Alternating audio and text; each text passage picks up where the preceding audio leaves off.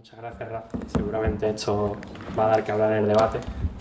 Y ahora tenemos una ponencia a cargo de José María García Río, compañero granadino formado en Córdoba y ahora lo tenemos acogido entre nosotros.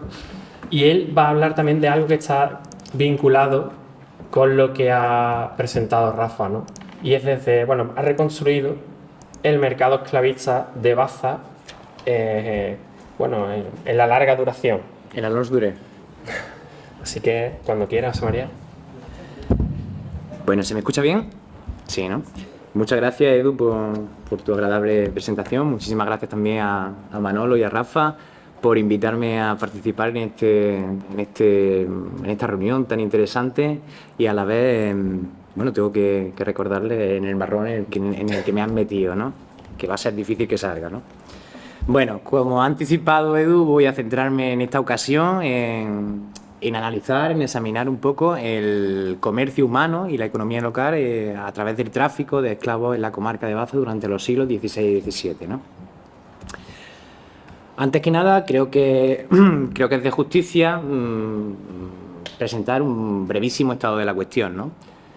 Un breve estado de la cuestión que va desde los trabajos de pioneros de don Antonio Domínguez Ortiz hasta las últimas tesis que han dirigido los profesores Pérez García y Fernández Chávez, ¿no? Ante esto, yo me declaro un completo advenedizo en la temática. Yo no tengo ni idea de cómo funcionaba el mercado esclavista hasta este fin de semana, ¿no? Este fin de semana he hecho un intensivo, he hecho un curso avanzado en cuanto a la esclavitud, a la trata se refiere, ¿no? Se trata, como digo, de esa primera aproximación real al universo de los esclavos, ¿no? Por tanto, me permito la licencia de mantenerme ajeno a esos debates historiográficos que podemos denominar training topic y me acojo a la literalidad de las fuentes documentales, ¿no? Yo no sé si conviene denominar a los esclavos como esclavos o como personas esclavizadas, me da igual. Voy a acogerme a la literalidad de las fuentes documentales, ¿no?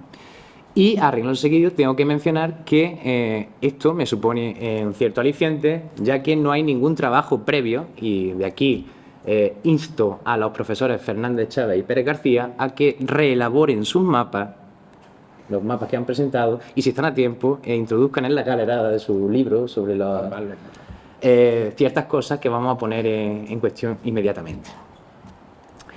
Como digo, me declaro un completo advenedizo en cuanto a la temática, sin embargo, estoy bastante más bregado en cuanto a fuentes documentales se refiere, ¿no?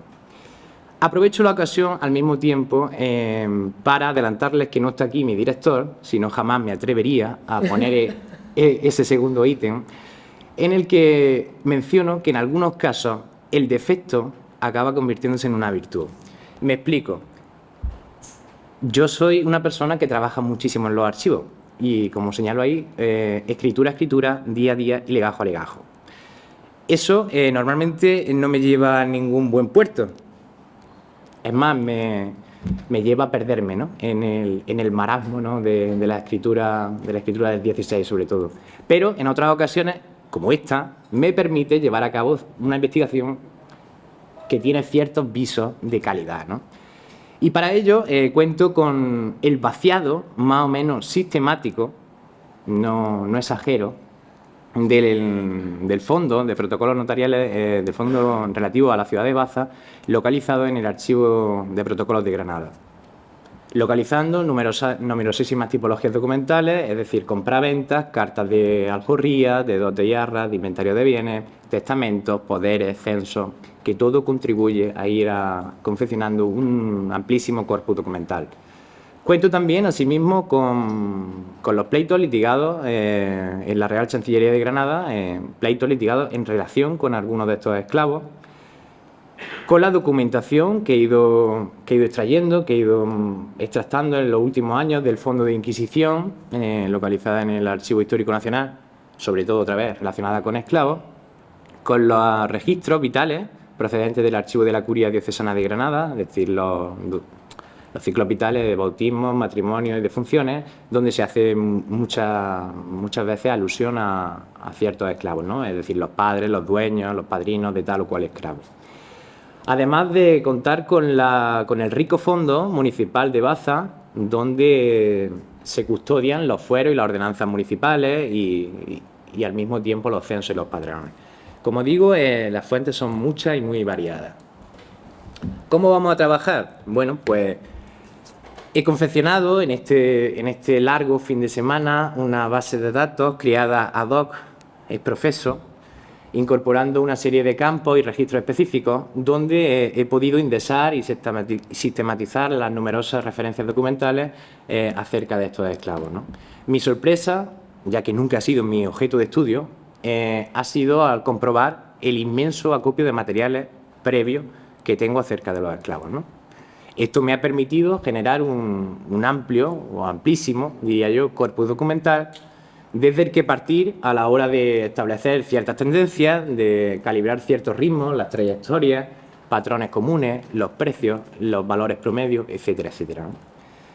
Así como cierta reconstrucción demográfica, social y económica acerca de este fenómeno, lo cual me va a permitir, no ahora sino en el futuro, llevar a cabo ciertos trabajos basados en el análisis cuantitativo y cualitativo del objeto que vamos a estudiar.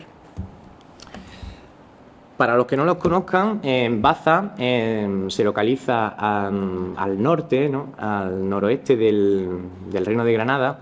Baza, durante la Edad Moderna, se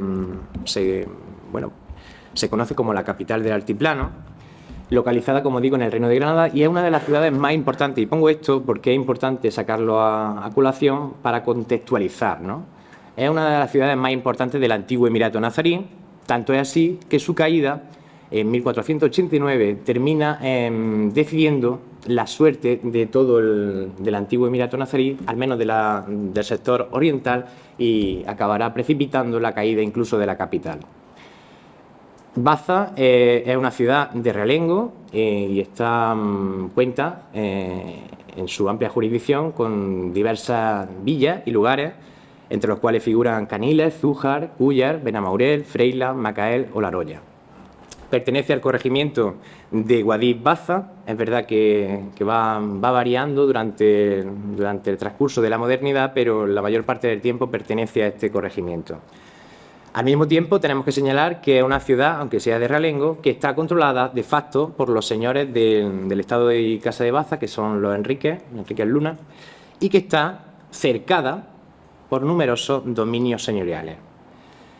En cuanto a jurisdicción eclesiástica se refiere, bueno, tenemos que mencionar que hasta 1544 pertenece a la Archidiócesis de Toledo y desde esa fecha en adelante acabará incorporándose a la Diócesis de Guadix. Dicho esto y poniéndonos en cuestión, tenemos que señalar que Baza es una urbe considerablemente dinámica, al menos a nivel demográfico y mercantil. Esto me interesa señalarlo por lo que vendrá a continuación, ¿no? Vivirá una etapa de esplendor, no quiero entrar en cifras, ahí las tenéis, creo que se pueden ver bastante bien, ¿no? Vivirá una etapa de esplendor desde el año de la conquista, el año de la toma, hasta 1570 aproximadamente, y entrará en una profunda depresión tras el conflicto de la Alpujarra y la subsiguiente expulsión, entre comillas, del colectivo morisco, ¿no?, perdiendo aproximadamente un cuarto de la población, es decir, unos 2000 habitantes, ¿no? Una depresión de la que nunca se recuperará, ya que a través de los diversos censos que contamos y de los diversos recuentos poblacionales, vemos que su población va menguando progresivamente, ¿no? A diferencia de otras ciudades de su misma entidad, podemos decir, que irán recuperándose desde mediados y finales del siglo XVII y sobre todo en el XVIII, Baza nunca llegará a recuperar sus antiguos niveles poblacionales y para colmo asistirá desde la segunda mitad del siglo XVII a la excepción de las villas de su jurisdicción. Aquí os pongo a la derecha de la diapositiva no la población de Baza, sino de toda la comarca, que es importante para asentar lo que a continuación vamos a decir. Entrando ya de lleno en lo que se refiere a la compraventa de esclavos de la comarca de Baza, he llevado un análisis de los años desde 1500 hasta 1650. La sorpresa ha sido mayúscula, ya que he encontrado documentadas 527 transacciones comerciales relacionadas con esclavos. Una muestra que, sin embargo, está muy desbalanceada, ya que se aprecia una acusada hipertrofia de escritura de compraventa durante el 500, llegando a contabilizar 431, lo que supondrá el 82% con respecto a la totalidad. Aquí tengo que decir que el que os habla siente cierta predilección hacia el siglo XVI y ha mirado mucho más protocolos del XVI que del XVII. Pero bueno, aún así he visto muchos protocolos del XVII y creo que estoy en disposición de apuntar que en el 600 se aprecia un descenso bastante evidente de las transacciones comerciales relacionadas con esclavos.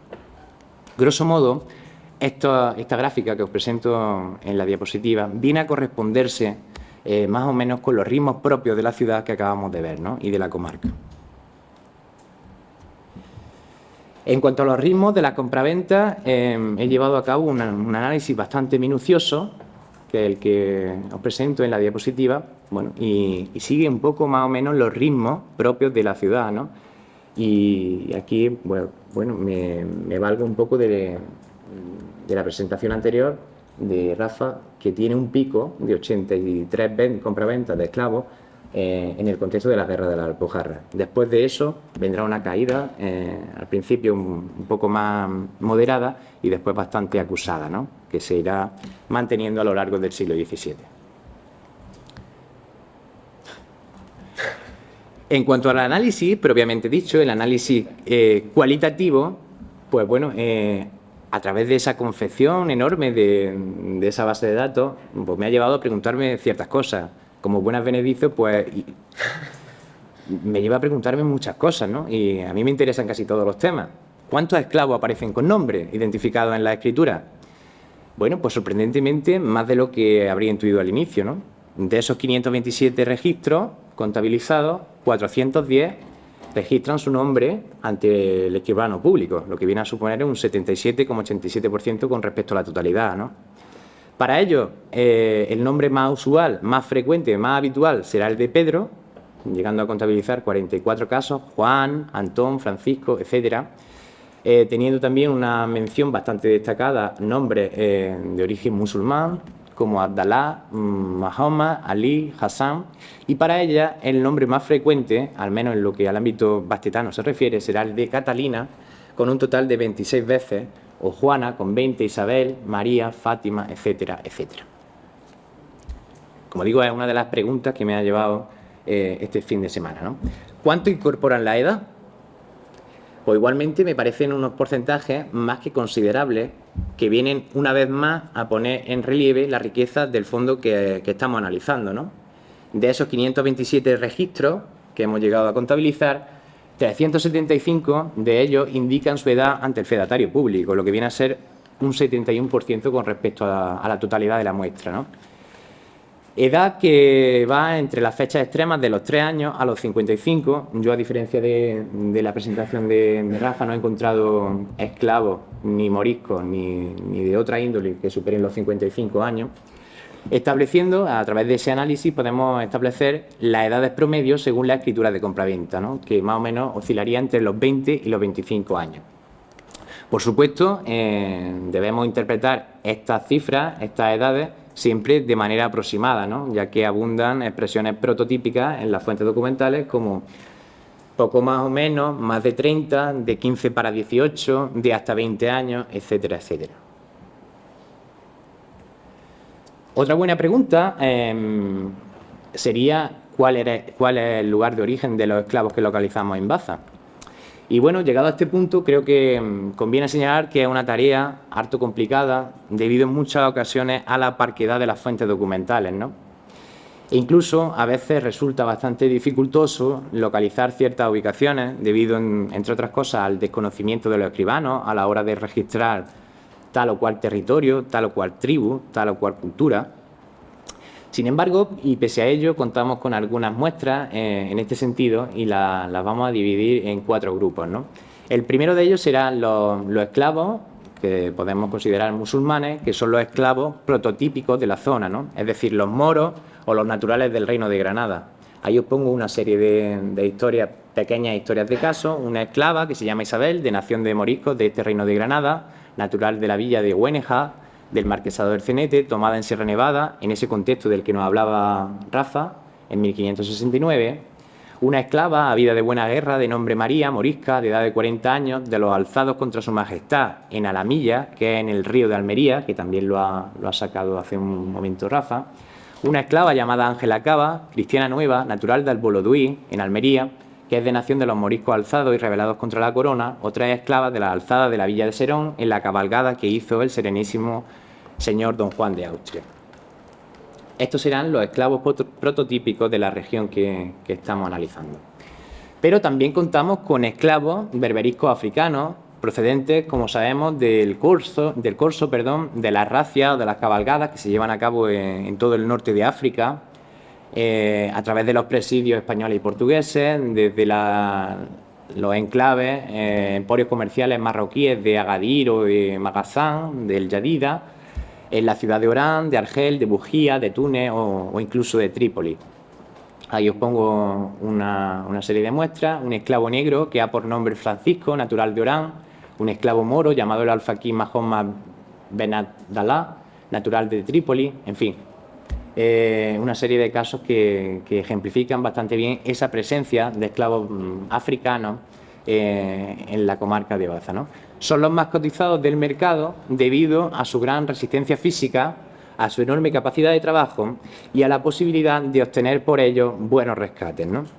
Son esos esclavos que justifican la esclavitud, como bien ha señalado Rafa anteriormente, ya que son habidos de buena guerra y que son enemigos de la fe cristiana porque son infieles.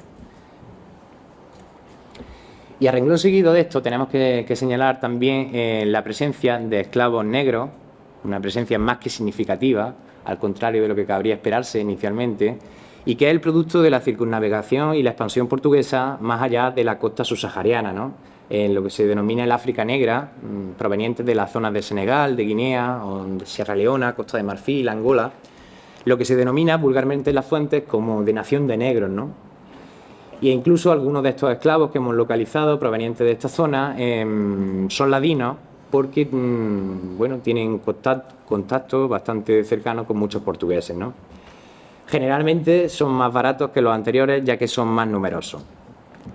Luego tenemos un tercer grupo. Edu, contrólame el tiempo porque si no me puedo enrollar. Vale. Tenemos un tercer grupo de esclavos que son los esclavos indios. En esta zona, en esta comarca, la realidad es que no son muy numerosos, ya que únicamente he llegado a contabilizar 29 esclavos procedentes de las Indias o realmente de la India, ¿no? No lo sé. Pero porque no lo sé porque en ningún caso se nos indica la procedencia de donde eran naturales, ¿no? Y otras procedencias, bueno, que resultan prácticamente anecdóticas, sería la presencia de esclavos canarios, de esclavos otomanos o incluso griegos. Pero, como digo, el porcentaje con respecto a la totalidad es anecdótico. ¿Cuál era el precio que se abonaba por la compra de un esclavo?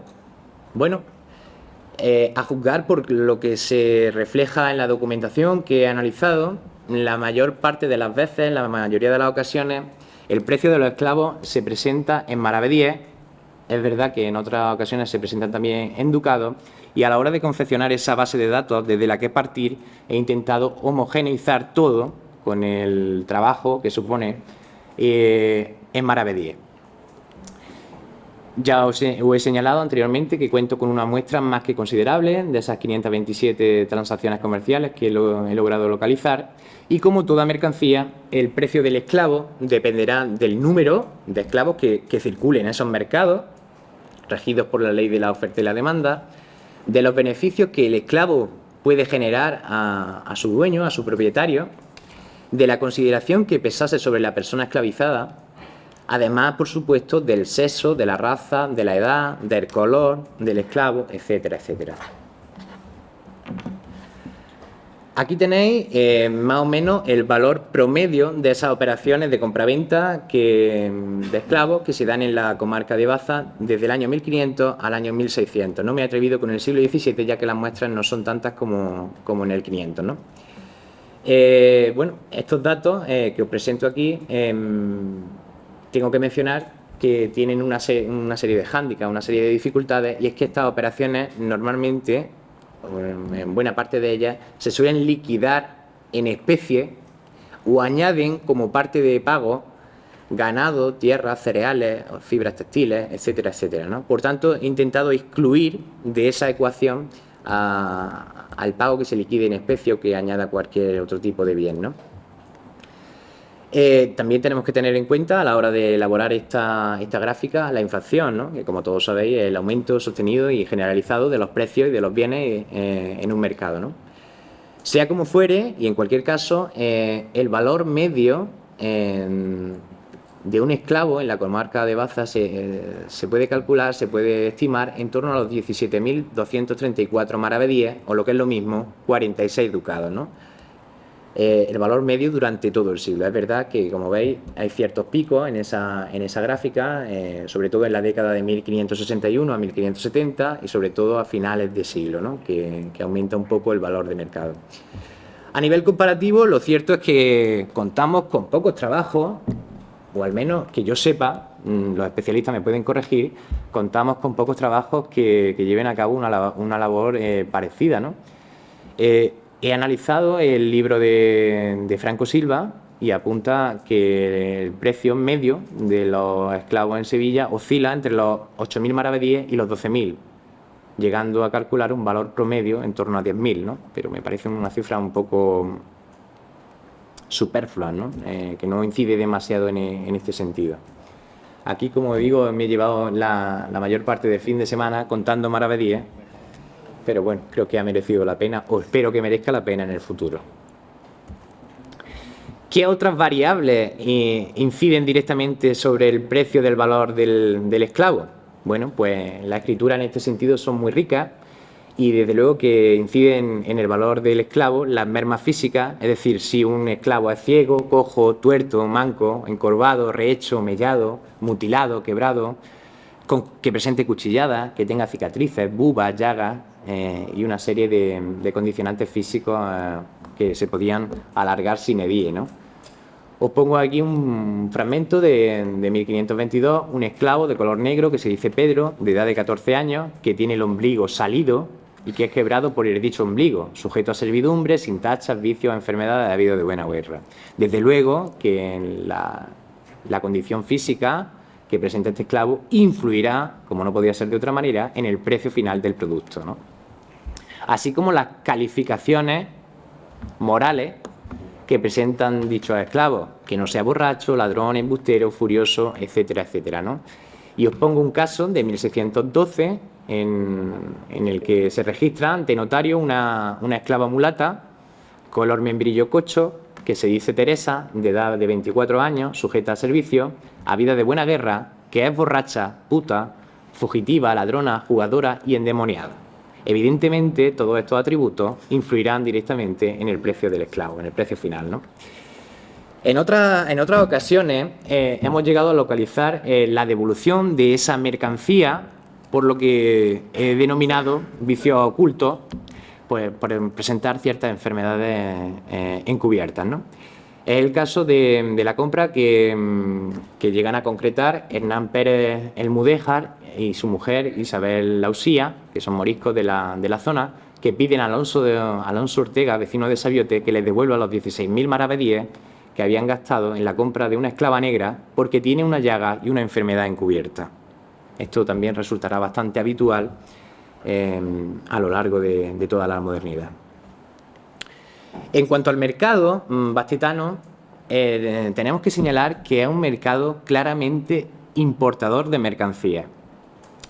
Un mercado que, a diferencia de otras ciudades y villas del Reino de Granada, de manera preferente bascula o se articula hacia las ciudades y villas del Levante peninsular, localizando de manera bastante mayoritaria las transacciones comerciales con ciudades como Lorca, Cartagena, Murcia, Valencia, Alicante, Orihuela, Moratalla o Ellín, así como otros núcleos poblacionales localizados en el vecino Reino de Jaén o en las ciudades de Huéscar y su ámbito jurisdiccional, ¿no? Un mercado que en este caso iría orientado más hacia el norte, pasando por ciudades como Úbeda, Baeza, Villacarrillo, Sabiote, incluso la propia capital, perdonad que he puesto Villacarrillo 2 veces, que cuenta también con bastante representación con respecto a la totalidad.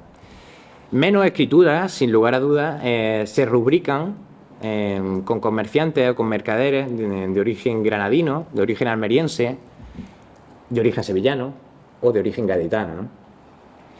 Asombra, cuanto menos, al analizar toda esa documentación que he ido recopilando con el paso del tiempo, que se mantiene muy pocos flujos comerciales con ciudades como Guadix, Antequera o Málaga. Y me parece muy llamativa la desconexión con los mercaderes de Córdoba y de su reino. No he encontrado absolutamente ninguno que provenga de ese reino que tanto han trabajado mis colegas, ¿no? ¿Quiénes son los vendedores? Que es otra buena pregunta que me he hecho este fin de semana. En cuanto al... Sí, muy divertido. En cuanto al mercadeo local, señalaros que principalmente estos vendedores son la oligarquía urbana, como no podía ser de otra manera, y los sectores mesocráticos, encabezados, como rápidamente podéis entrever, por el matrimonio Enríquez Luna, que son los señores del Estado y Casa de Baza, que hemos mencionado al inicio, pero también capitalizado por familias como los Alcaraz, los Tarifa, los del Puerto, los Antequera, los Aedo, los Macías, los Santa Olalla o los Francia, ¿no? Igualmente señalaros que he encontrado ciertos destacados o ciertos personajes que destacan por su labor en el comercio como esclavistas, ¿no? Que sería el doctor Francisco Pérez de Robles, que posee una enorme cohorte de esclavos en esta ocasión al otro lado del Atlántico, más concretamente en la ciudad de Panamá, llegando a poseer casi un centenar de esclavos en aquellas latitudes, o el licenciado Álvaro de la Torre, que es abad de la Santa Iglesia de Baza, que también presenta una considerable cantidad de esclavos a su costa, ¿no?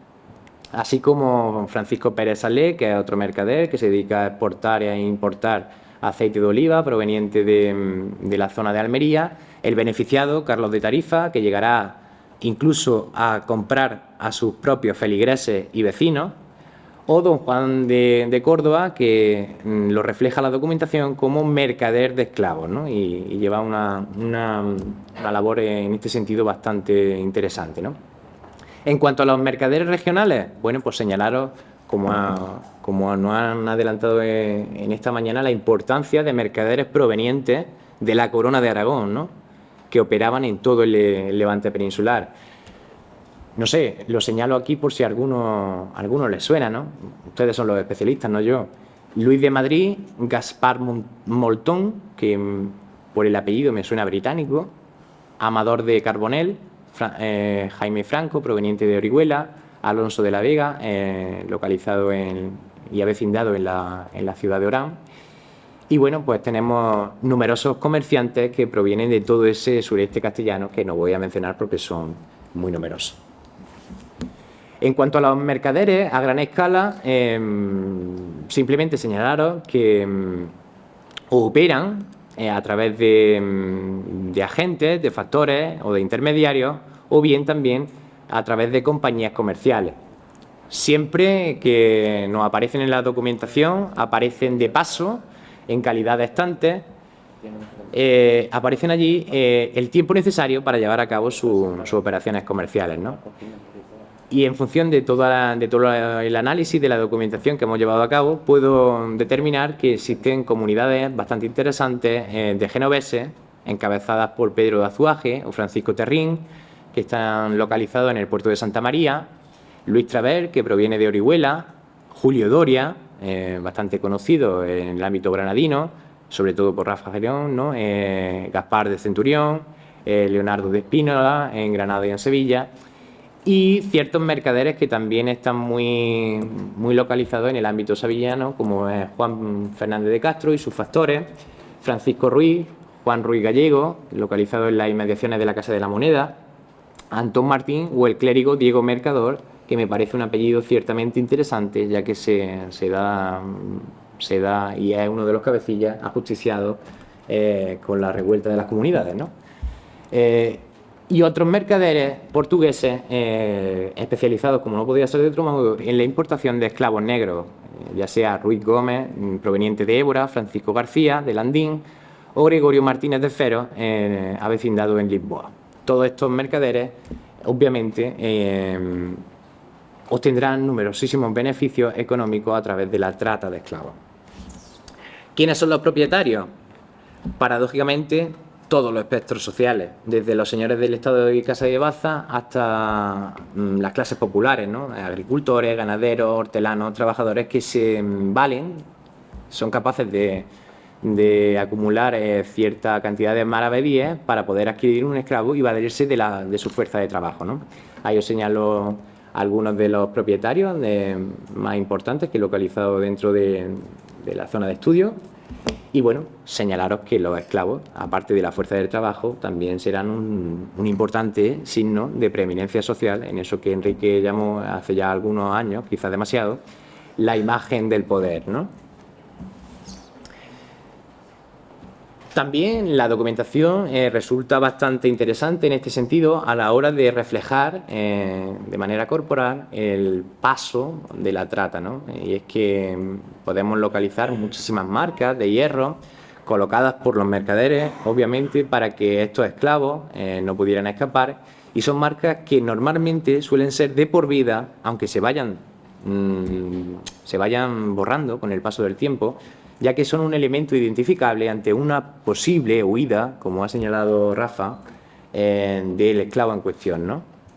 Ahí os señalo algunas descripciones de estos esclavos que son bastante interesantes, ¿no? En 1547 localizamos un esclavo de color blanco que se nombra Juan, de edad de 18 años, que tiene un hierro en el carrillo derecho que dice del licenciado Trujillo y otro hierro en el carrillo izquierdo con un clavo que dice Sevilla.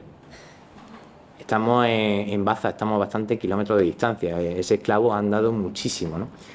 Otro esclavo blanco, herrado en la cara, con una cruz en el carrillo derecho, de edad de 15 años más o menos, que se llama Juan.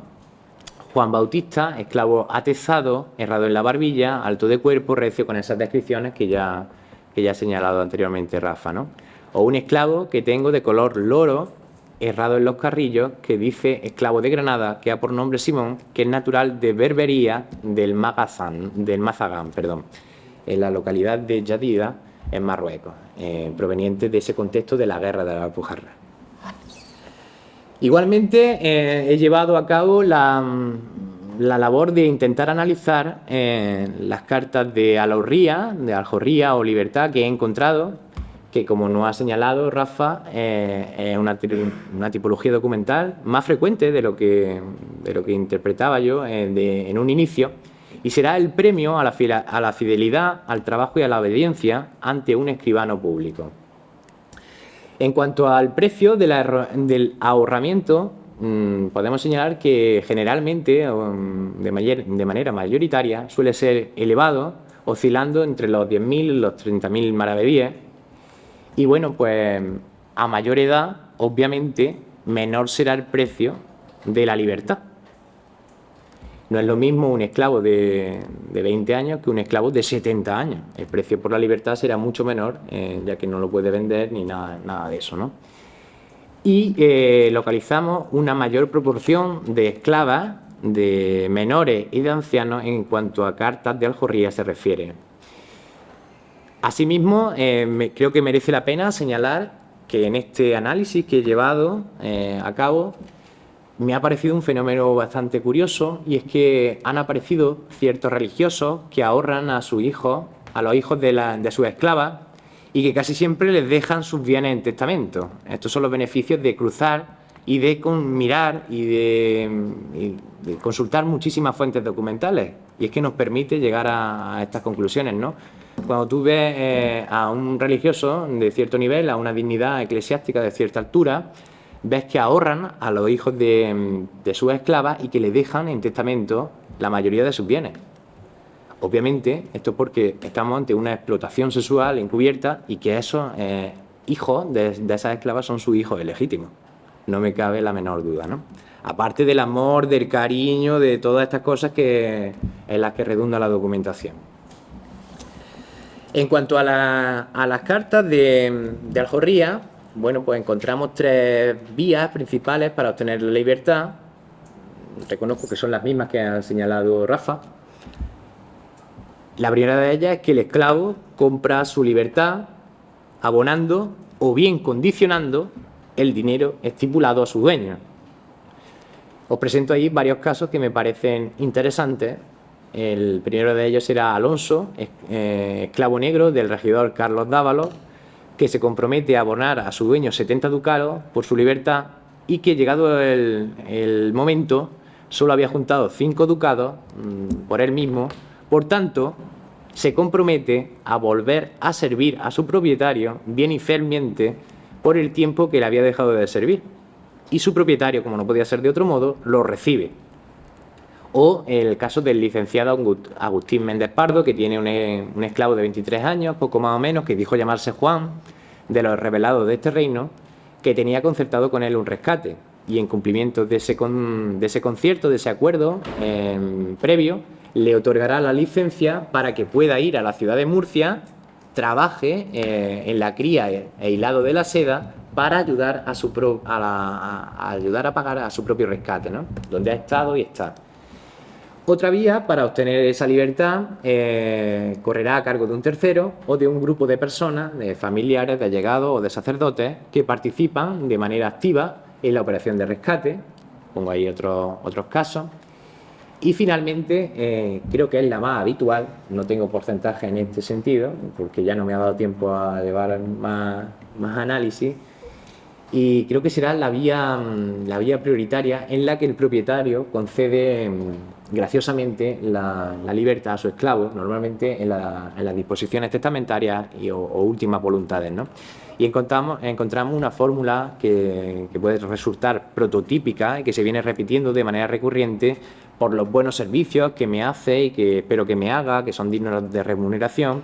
Lo más importante, porque es cristiano, porque ha nacido y se ha criado en mi casa, por el mucho amor que le tengo, por el servicio de Dios, etcétera, etcétera, ¿no? Y todas estas expresiones lo que recogen, a mi entender, serán las relaciones personales y los lazos emocionales de todo tipo, ¿no? Os presento también ahí un fragmento del testamento del licenciado Álvaro de la Torre, en el que declara que tiene por su esclavo a Pedro Antón, el cual compré hará 12 años y me ha servido con amor y voluntad y merece por ello premio. Es mi voluntad que sea libre y que mis albaceas le den los bagajes con que ha trabajado en el molino con sus aparejos para que trabaje, pues no tiene edad de aprender oficio, ¿no? Una vez se obtiene esta carta de alforría o de libertad, ese esclavo en cuestión será considerado, a todos los efectos, una persona libre, jurídicamente hablando, con los mismos derechos y las mismas obligaciones que cualquier ciudadano de Castilla. Y por ir cerrando, os presento ahí una serie de consideraciones finales, y es que podemos concluir que esta presencia de esclavos en la comarca de Baza es una realidad más que perceptible y más que relevante, que invita, sobre todo a los especialistas, a continuar trabajando en este sentido, ¿no? Y que hay una cierta necesidad de incorporar a esta comarca granadina, muy oscurecida tradicionalmente, a los circuitos comerciales de la trata, ¿no? Un fenómeno que, como acabamos de ver, se encuentra estrechamente vinculado a las dinámicas socioeconómicas propias de la ciudad, ¿no? Manteniendo una etapa de auge que irá, grosso modo, desde el año 1500 a 1571, y una etapa de retroceso o decadencia a partir de 600.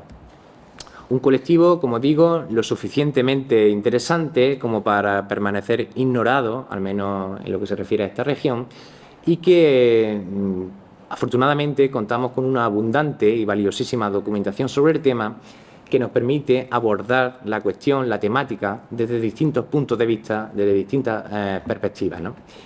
Una primera aproximación que, como señalo en la diapositiva, casi con toda seguridad no va a ser la última. Muchas gracias.